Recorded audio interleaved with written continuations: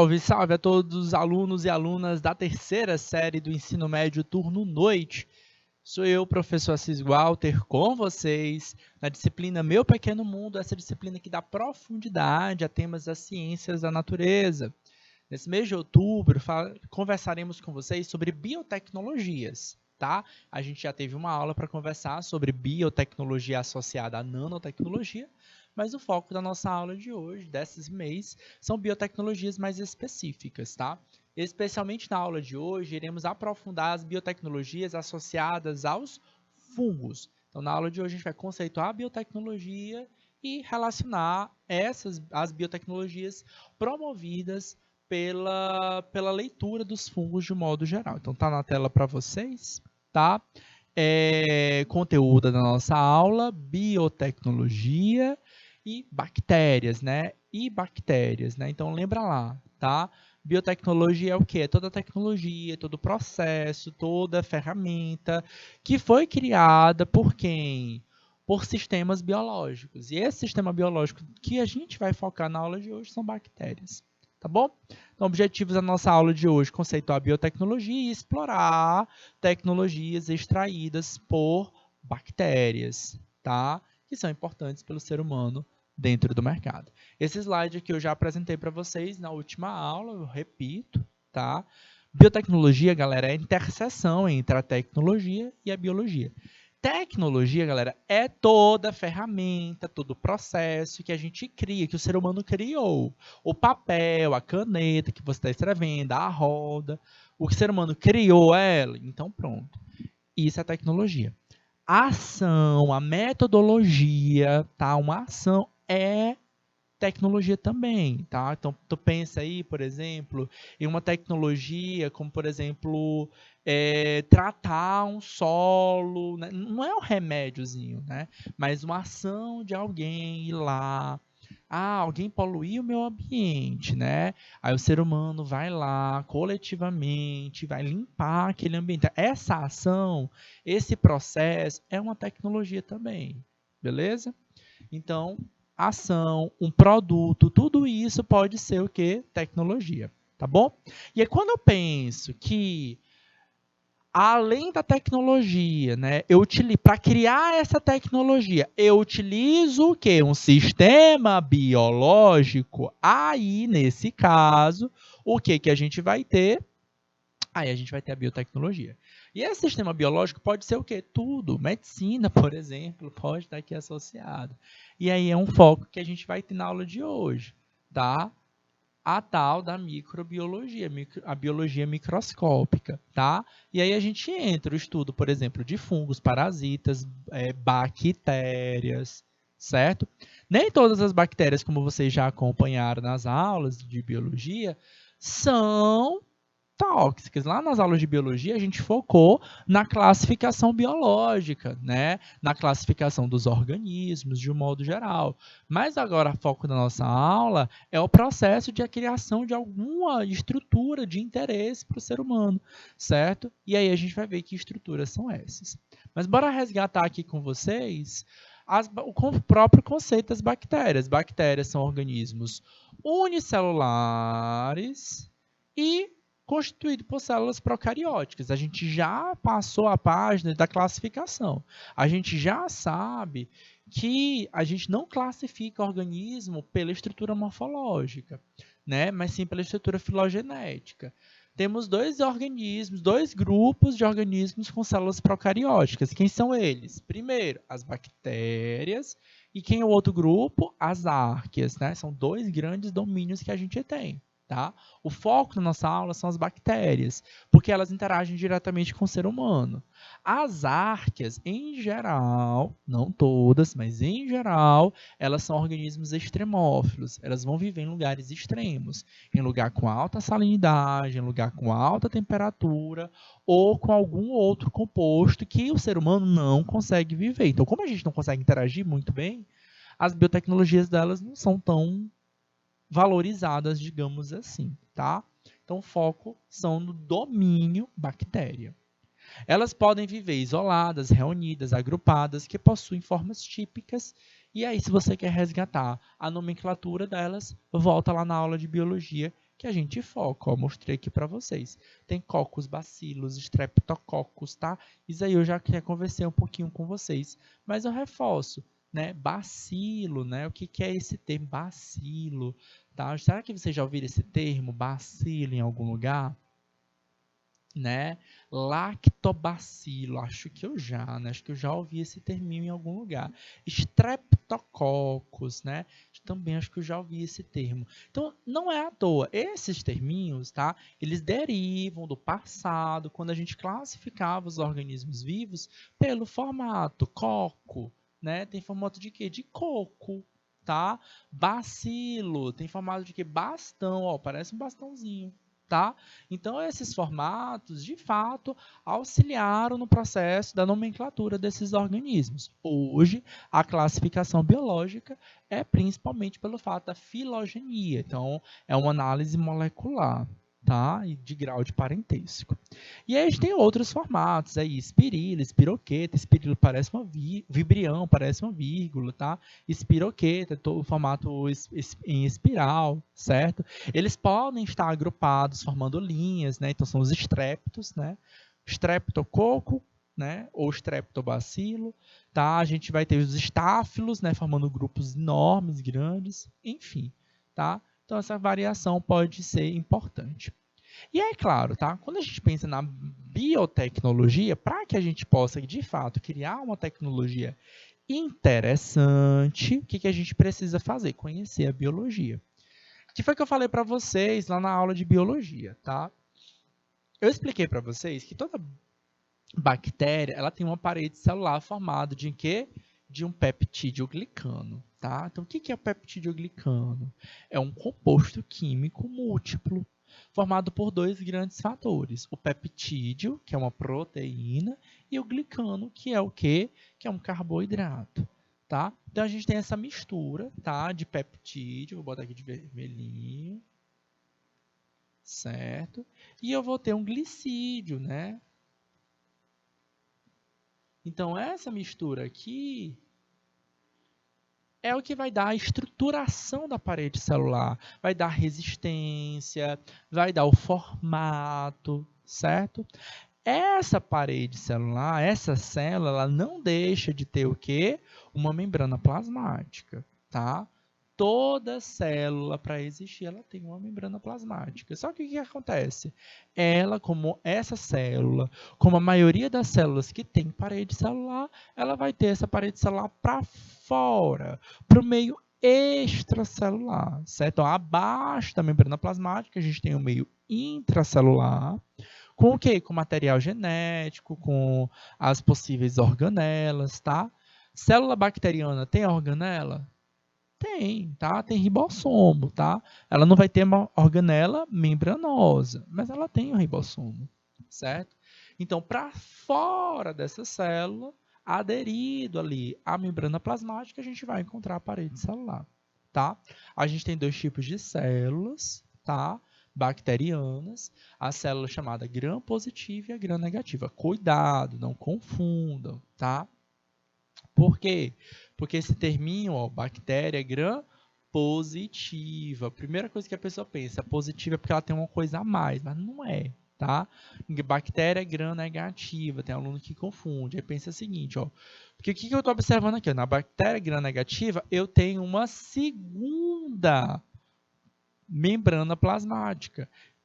Eu tenho uma membrana externa, tenho uma segunda, uma membrana adicional, tá? Então, como tem esse A+, a pessoa já pensa assim, é gram positivo. Não, não é gram negativa.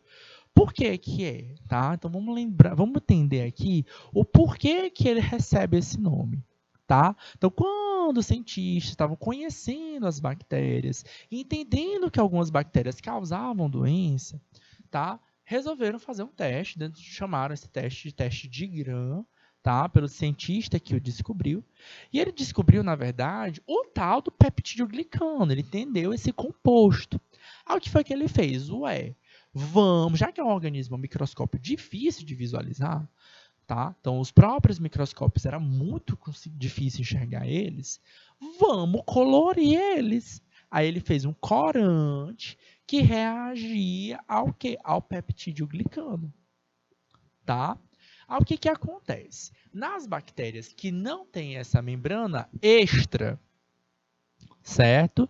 O que acontece? O reagente interage com a parede celular de peptídeo glicano, tornando esse teste, então, positivo. Então, as bactérias gram-positivas é porque quando eu coloco o corante de gram, certo? Faço o teste de gram, ele dá um reagente positivo. Ao contrário das bactérias gram-negativas. Por quê? Porque essa membrana externa, ela meio que funciona como se fosse uma capa da invisibilidade. Porque quando eu coloco o corante, ele não vai reconhecer o peptidoglicano. Ele até tem o peptidoglicano, vocês estão vendo aqui, ó. Ó como eu tenho essa estrutura, o peptidoglicano, tá aqui. Só que ele está escondidinho, certo? Por essa segunda membrana plasmática. Então, ela serve para proteger. Evolutivamente, a gente vai ter essa leitura, que sim, que essa segunda membrana plasmática, ela serve para esconder essa bactéria de agentes que possam matá-la, certo? E para a gente também isso é um efeito muito importante. Entender essa biologia vai ser importante para saber como tratar possíveis doenças que são causadas por quê? Por bactérias. Tá? E aí a gente vai entendendo um pouquinho desse processo, tá? Parte desse conhecimento também resultou em outros estudos, em outras análises, tá? Alguns estudos, inclusive, foram possivelmente acidentais, tá? Então, algumas descobertas foram acidentais. A gente descobriu, por exemplo, que alguns organismos, alguns fungos, por exemplo, destruíam a parede de peptidoglicano, tá? Então, eles produziam uma substância essa que destruiu o peptidoglicano. Nas bactérias gram-positivas, elas eram afetadas diretamente, nas bactérias gram-negativas, não, certo? E aí a gente vai descobrindo tratamentos diferentes, tá? Observa que por dentro da bactéria, tá aí, ó, bactéria, tá? A gente vai ter o quê? A gente vai ter uma membrana plasmática, e a gente vai ter uma parede celular, com peptidoglicano e possivelmente uma membrana externa. Eu tenho uma membrana a mais, ou seja, essa bactéria aqui é uma bactéria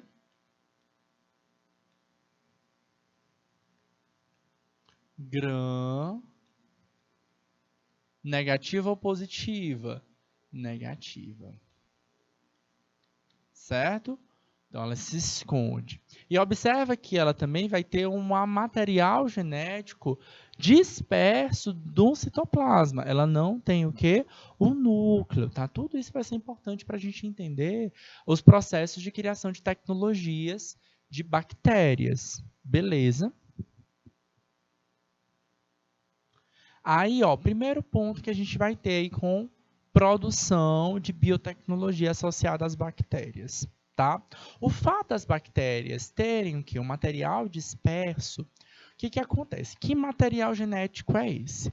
Normalmente, o material da bactéria, a gente tem o quê? Um DNA, que a gente chama de um cromossomo circular único. Ele é menor, ele é pequeno, ele é fácil de controlar. Então, o fato dela ser fácil de codificar também ajuda a gente no processo de criar modificações, de inserir plasmídeos, ó, aqui, ó, um plasmídio, um DNA a mais, que normalmente as bactérias já têm. Então, é mais fácil que inserir DNAs do meu interesse. O que essa imagem está me mostrando aqui, galera? Essa imagem está me mostrando o processo de criação de quê? De elaboração de um organismo geneticamente modificado. Tá? Eu tenho uma célula bacteriana comum, tá aqui, célula bacteriana comum, e eu tenho uma célula humana. Olha só como essa célula humana é diferente, é uma célula eucariótica. O material genético está guardado aonde? Em um núcleo, certo? O que eu vou fazer? Eu vou extrair da minha célula humana o quê?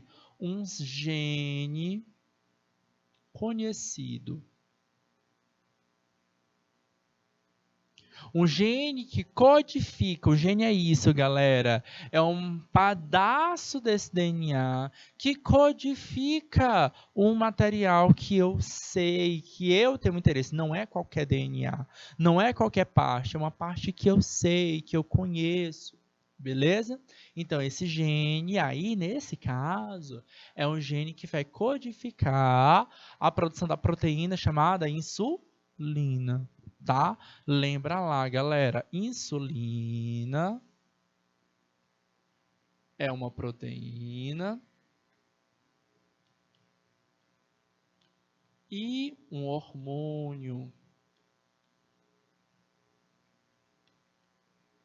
E ele controla as taxas de açúcar no sangue das pessoas. Todo mundo produz. Beleza? Quem não produz isso tem aquela doença chamada de diabetes. E é por isso que algumas pessoas precisam tomar insulina, que é o caso dessa imagem aí, ó, da moça aplicando a canetinha de insulina na barriga dela. Certo? Então, voltando aqui para a produção do organismo geneticamente modificado, nós temos o seguinte, ó.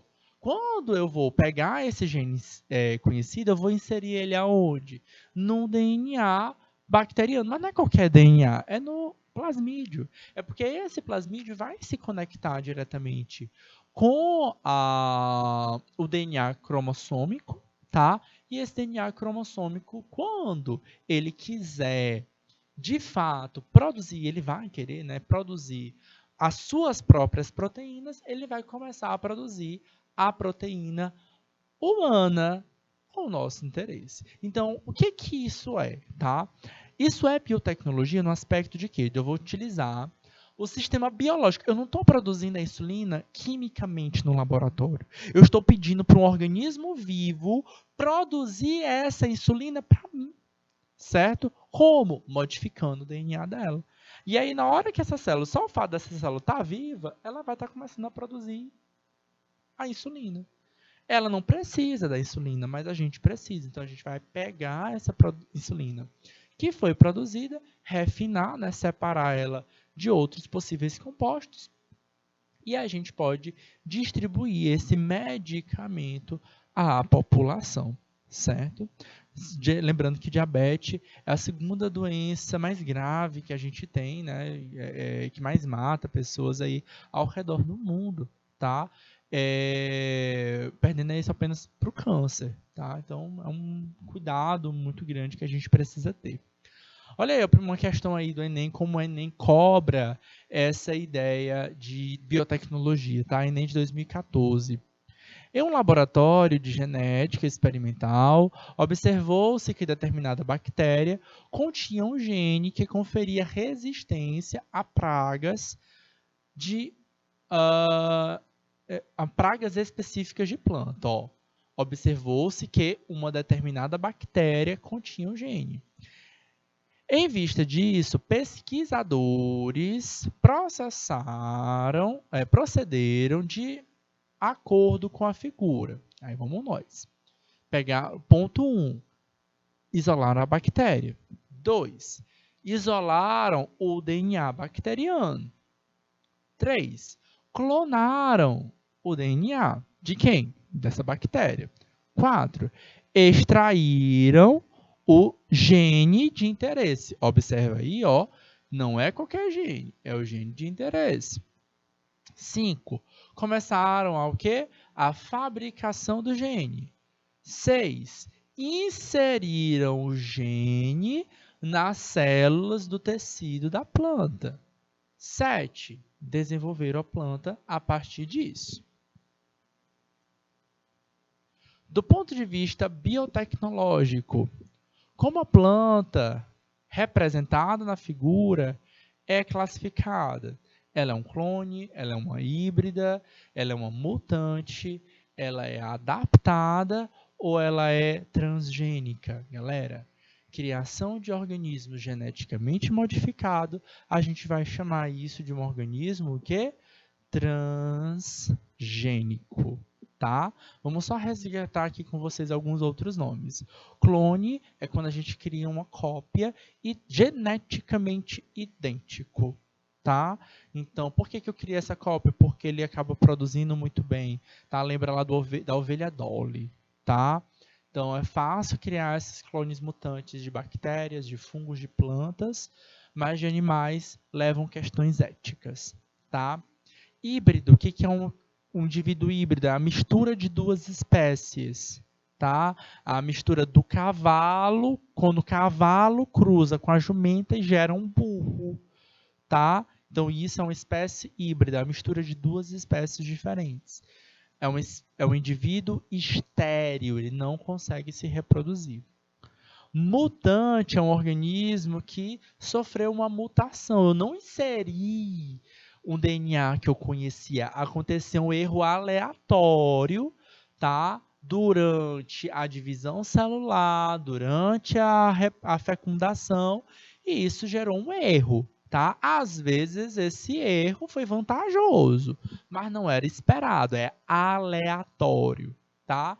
E a adaptada é simplesmente uma condição que torna aquele indivíduo sobrevivente. De fato, o transgênico pode levar esse ser a ser um ser adaptado, mas não é a lógica, tá? Quando a gente fala de adaptação, a gente tem que pensar no aspecto da seleção natural em si. Mais uma questão aqui, ó, exercício de 2, questão de Enem de 2011. A tecnologia do DNA recombinante tem sido utilizada na produção animal, vegetal e microbiana para obtenção de substâncias usadas, por exemplo, no processamento de alimentos e na produção de medicamentos. As bactérias são organismos mais comumente utilizados nessa técnica, pois apresentam uma série de características propícias para essa tecnologia. Olha lá, o que eu estou querendo aqui na questão? Por que eu utilizo a técnica de quê? Qual a técnica que eu quero? Do tal DNA recombinante. Que é isso, professor? Que tal de DNA recombinante é essa? É a técnica de criar um organismo geneticamente modificado, beleza? Então, por que eu opto por escolher bactérias? Sempre? Não, não é sempre. Mas por que eu vou escolher as bactérias? Alternativa A, pelo fato de ele ter um cromossomo linear e a sua reprodução é ser de cisparidade. Alternativa B, ele tem um cromossomo circular e a reprodução ser assexuada do tipo bipartição. Alternativa C, o cromossomo ser circular, associado a estonas e a reprodução ser via meiose. Alternativa B, ele tem um cromossomo circular isolado por uma membrana e a reprodução será assexuada. Alternativa E, o cromossomo linear isolado por uma membrana e a reprodução será sexuada, galera. Aí mostra como a biotecnologia, para que eu faça a biotecnologia, eu preciso desenvolver uma tecnologia, tá? Para desenvolver essa, aliás, melhorando a minha explicação. Essa questão mostra, galera, que para desenvolver uma tecnologia, eu preciso conhecer o processo, o sistema biológico em si. Tá? Eu já apontei para vocês. O que é uma bactéria? Primeiro, é um organismo procarionte. Não tem membranas internas. Então, a gente já elimina aí, ó, a alternativa D e a alternativa E, que falam aqui, ó, isolado por uma membrana. Não tem isso. Certo? Aí a gente vai ficar aqui com a alternativa A, B e C. Certo? Então, a gente tem, ó, reprodução dos bactérias pode matar aqui a gente. Embora a gente tenha aqui, ó, um tal de cromossomo linear aqui nesse DNA. Falei para vocês, ó, vamos resgatar aqui, ó, vamos voltar aqui ó, nessa imagem. Esse DNA bacteriano, ó, ele é ó, circular, certo? Cromossomo circular. Então a gente já eliminaria também aqui o fato de ser a alternativa A, certo? E o foco daqui ó, seria justamente a reprodução, galera. A reprodução é assexuada por bipartição, típica na explicação para vocês aí do que é uma bactéria. Só é esse tipo de reprodução? Não. Existem outras reproduções que vão acontecer dentro das bactérias, tá? No aspecto de compartilhar parte desse DNA para gerar variabilidade genética. Beleza? Mais uma questãozinha aqui para vocês. A palavra biotecnologia surgiu no século XX, quando o cientista Herbert Boyer introduziu a informação responsável pela fabricação de insulina em uma bactéria, para que ela passasse a produzir a substância. As bactérias modificadas por Herbert Boyer passaram a produzir a insulina humana porque receberam a alternativa A, sequência do DNA codificante de insulinas humanas. A alternativa B, a proteínas sintetizadas por células humanas. A alternativa C, um RNA recombinante de insulina humana. A alternativa D, RNA mensageiro de insulina humana. E a alternativa E, um cromossomo da espécie humana. Galera, pensa aqui comigo, tá? Adianta ela receber a própria insulina? Não, né? Porque o que vai acontecer é o ser humano receber a insulina. Essa é a grande ideia, né? A gente modificou geneticamente a bactéria. Por quê? Porque a gente quer a insulina. Então, a gente pede para a bactéria produzir a insulina. Então, por exemplo, na alternativa B, o que está falando aí? Ó? A proteína sintetizada por células humanas. Então, a insulina, galera, essa aqui é a tal da proteína.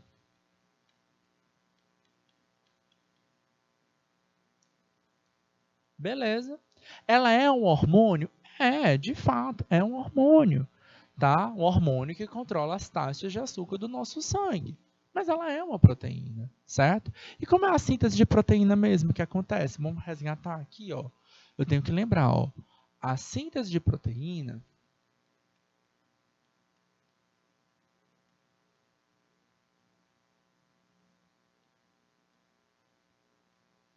acontece da seguinte forma. Primeira coisa, eu tenho que pegar lá no DNA. O DNA, certo? Ele é o quê? Ele é um banco de dados que guarda o quê? Informações que vão codificar substâncias. Que substância é essa? A tal da proteína, certo? Só que o DNA, ele é um banco de dados bem grandão. Às vezes eu não preciso desse DNA tão grande. Então, o que eu vou fazer? Eu vou pegar dentro desse DNA pedacinhos desse DNA que sintetizam de fato a informação que eu quero. Aí eu faço um primeiro processo para gerar o quê? O nosso RNA, especialmente o RNA mensageiro, tá? O processo para codificar esse RNA mensageiro, a gente conhece como o quê? Como transcrição, certo? Beleza. Ok. Só que o que eu quero é a tal da proteína, né? Adianta? Não, agora eu vou fazer o quê? Eu vou modificar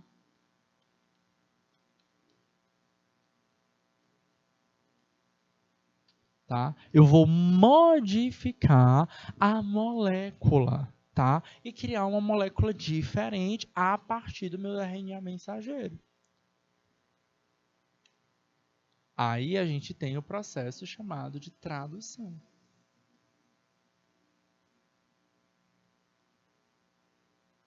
Por isso a gente vai chamar de traduzir, porque a gente modifica o que? A molécula. Adianta eu inserir a proteína modificada para a bactéria? Não, porque o caminho é esse, do DNA para a proteína, não tem volta, não tem da proteína para o DNA, certo? E se eu quero isso, é porque aquele ser humano não está produzindo. Então, não adianta inserir a proteína sintetizada. Assim como não adianta inserir RNA mensageiro. Por quê? Mas, professor, mas ele não iria traduzir? Mas eu precisaria ficar inserindo em cada bactéria o RNA, toda bactéria. Imagina, eu não consigo mal enxergar uma bactéria, aí tu imagina ficar em cada bactéria inserindo um RNA, certo? Então, não adianta eu inserir o RNA mensageiro. Eu quero que todas as bactérias, e lembra lá, tá? Por que eu escolho uma bactéria? Porque ela se divide por bipartição, ela cria cópias dela, certo? Então ela vai criar clones dela. A outra questão me falava justamente sobre isso, certo? Então, se eu coloco o RNA mensageiro ali, eu vou copiar o DNA e não o RNA, certo? Não adianta estar inserindo o RNA. Por quê? Porque eu não tenho interesse. Porque quando essa célula for duplicada, esse RNA vai ficar perdido, a não ser que eu coloque o RNA em cada célula bacteriana, o que não seria usual. Então, inserir a proteína não faz sentido. Inserir o RNA também não faz sentido. Aí a gente vai ficar entre a alternativa A e a alternativa E. Colocar uma sequência de DNA que codifica a insulina humana. Ou colocar um cromossomo inteiro. Preciso colocar o cromossomo inteiro? Se eu colocasse o cromossomo inteiro, seria muito grande ali para aquela bactéria. Talvez nem comportaria em espaço. Mas, principalmente, eu estaria colocando DNA inútil, produzindo um monte de coisas que eu não preciso, certo? E o foco da gente é produzir apenas a insulina. E a gente sabe fazer esse recorte. Então, a gente vai cortar apenas o quê? A parte do DNA que codifica essa insulina. Então, a nossa alternativa correta aqui ficaria na alternativa A. Beleza. Galera, quando a gente pensa em bactérias, tá? A gente precisa entender também, resgatar com vocês, a ideia da bactéria na natureza, tá? E aí vocês aprenderam lá no fundamentalzinho que a bactéria é um organismo decompositor. Não foi isso que vocês aprenderam? Tá? Um organismo decompositor, né, é aquele organismo que degrada a matéria orgânica, certo? Então, isso é um conhecimento que o ser humano desenvolveu. Por que eu não posso pegar esse conhecimento e utilizar ao meu favor? Pois bem, está aí, ó. Essa imagem representa estações de tratamento de esgoto. Tá? O que eu tenho no esgoto? Resíduo orgânico. Tá? Veio como dejeto de casas, de residências, de algumas indústrias. Tá? Então, eu tenho muito resíduo orgânico. O que eu faço aí? Eu preciso tratar esse esgoto cheio de matéria orgânica para gerar o quê? Matéria inorgânica útil ao sistema de água. Então, antes de colocar esse esgoto direto na água, o que eu faço? Eu trato esse esgoto para transformar numa água que possa ser colocada, despejada em fontes aquáticas, né? Em rios, lagos, mares, certo? Então, isso aí evita poluição aquática e efeitos como a gente conhece como processo de eutrofização, certo? Então, é o processo utilizando aí. Processo parecido pode acontecer também quando acontece, por exemplo, a poluição de água de petróleo, tá? Então, quando acontece vazamento de petróleo, derramamento de petróleo no mar, certo? Aí o que eu vou fazer? O ser humano conhece algumas bactérias. Aí é a importância da gente conhecer a bactéria específica, tá? Então vai ter bactéria que prefere se alimentar de hidrocarbonetos, Tá? Então, tem alguns compostos que são meio difíceis de encontrar na natureza. Hidrocarbonetos é um deles. E esse hidrocarboneto é o componente básico lá do petróleo. Então, eu vou inserir lá naquele ecossistema impactado as bactérias que só consomem hidrocarboneto. Acabou o petróleo, essa bactéria também acaba morrendo, porque acabou a fonte de nutrientes dela, certo? Então consegue controlar a poluição e não impacta negativo aquele ambiente. Ela não vai ficar povoando aquele mar ou desequilibrando aquele espaço, certo? Esse processo a gente conhece como processo de biorremediação, tá? Então, primeira coisa, o que é? É um processo biotecnológico típico. Remediar é quando a gente soluciona um impacto, tá? Uma doença, remediar isso, né? A gente insere um remédio para solucionar uma doença, um problema que a gente tem, certo? E a remediação, tá? Isso é a remediação. E o bio significa dizer que eu vou utilizar um processo biológico para fazer essa remediação. Biorremediação pode ser feito com bactérias, a maioria dos exemplos são de bactérias. A gente tem de fungos e a gente tem de plantas também, né? Plantas a gente chama de fitorremediação, tá?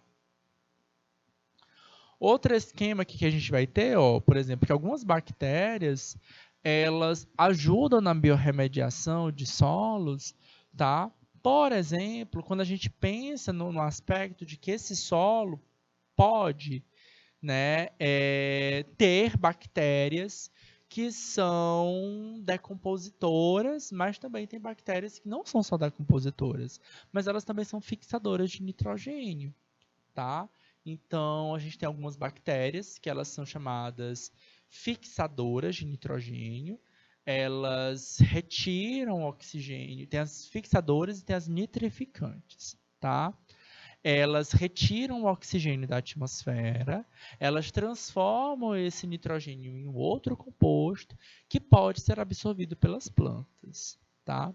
Então, muitas vezes, quando a gente vai fazer plantações, então na imagem aí está mostrando o processo de irrigação de plantações, por exemplo, tá? Quando a gente utiliza essa estratégia, a gente precisa remediar solos. Muitas vezes, em muitas culturas, né? Quando eu digo cultura, eu não estou falando de cultura social, né? Mas estou falando de culturas de produção vegetal, tá?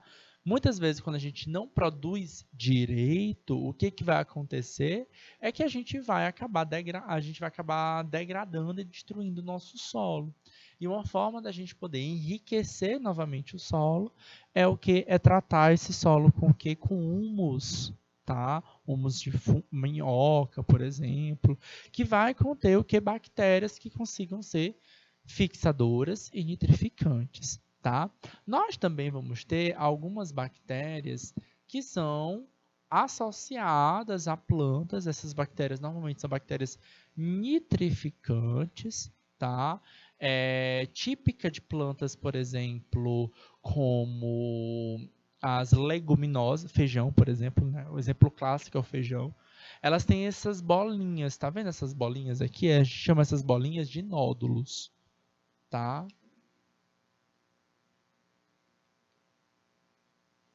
O que é um nódulo? É uma associação com a raiz das plantas e as bactérias.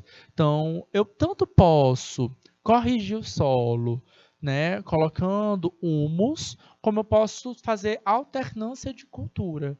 Então, eu planto milho, planto soja, aí eu planto feijão. Certo? Eu vou alternando, tá? Então, tive uma safra de milho, tive uma safra de soja, agora eu planto feijão. E aí esse feijão, ele vai ter essas bactérias nitrificantes que enriquecem novamente esse solo, certo? Então eu posso também dar essa modificação, essa alternância auxilia, tá? Esse processo de alternância de cultura é antigo, galera. Data lá do feudalismo, onde não existia ciência, pelo menos não ciência como a gente conhece hoje. Tá? A gente não conhecia as bactérias, mas é uma técnica que é antiga, que está nos nossos que vem passando no dia a dia. Às vezes você vê nas aulas de história, tá? Professor Flávio, a professora Kelly, falando para vocês sobre essas mudanças, né, de comportamento. Eles vão falar sobre alternâncias, né, de cultura durante a produção. Isso é importante, né? Eles nem sabiam direito por que estavam fazendo isso, mas a explicação tática é essa. Eu estou tratando esse solo. Isso é um processo de remediação também. Tá? Só que normalmente quando a gente fala de remediação, eu estou querendo tirar o contaminante do ambiente, certo? Às vezes eu posso escolher, tem muito estudo que fala sobre biorremediação que estudam plantas com nódulos, tá? Então durante o processo agrícola, tá? Vou voltar aqui, ó, tá observando que está irrigando, mas na verdade essa irrigação não é água em si não, é produto com defensivo agrícola, né? Ou pode ser agrotóxico, a palavra-chave é essa, tá? Pode ser um fertilizante, pode ser aí também um pesticida, né? Então, às vezes, dependendo da substância, ele é tóxico porque ele vai ter algum componente tóxico. Então, tem alguns produtos que tem cádmio junto, tem outros que tem lítio, muitos têm enxofre, tá? Isso pode ser, porventura, tóxico. E aí a gente pode utilizar algumas bactérias para remover esse contaminante do ambiente, tá? Em estratégias de biorremediação.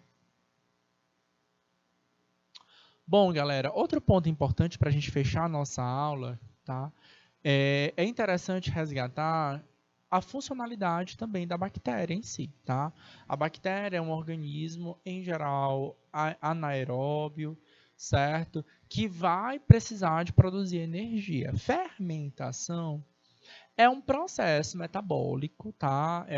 São conjuntos de reações químicas que acontecem dentro da célula para gerar energia, tá? Nós, seres humanos, fazemos respiração celular. É muito mais eficiente do que a fermentação. Mas a gente também fermenta. Quando? Sabe aquela cãibra que a gente sente quando normalmente a gente excede a atividade física? Pois é, ali é uma fermentação que o nosso corpo está fazendo, tá? Existem dois tipos básicos de fermentação, tá? A fermentação lática e a fermentação alcoólica, tá? A produção, por exemplo, de iogurtes, tá? E leite fermentado, tá aí, ó, leite fermentado e iogurte acontece justamente quando eu insiro bactérias que eu conheço, normalmente até aqui, ó, Helicase, que representa aqui, ó, lactobacillus, né?